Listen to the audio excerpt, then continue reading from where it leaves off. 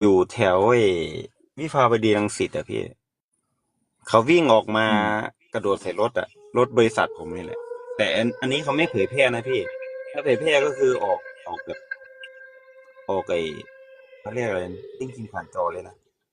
แต่ผมไม่อืบอกว่าผมอยู่มบริษัทไหนนะอ่าแต่เขาถอดคือเสื้อไงผู้ชายผู้หญิงที่กระโดด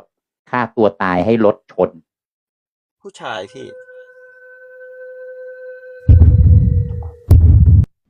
ผมอยาก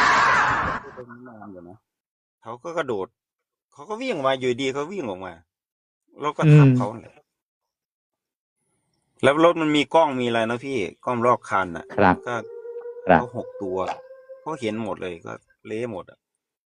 แต่เขาใส่กางอืมเกงกีฬาสีดอืมำเอามันทำไมสะท้อนพี่อัดเสียงผมใช่ไหมอ่า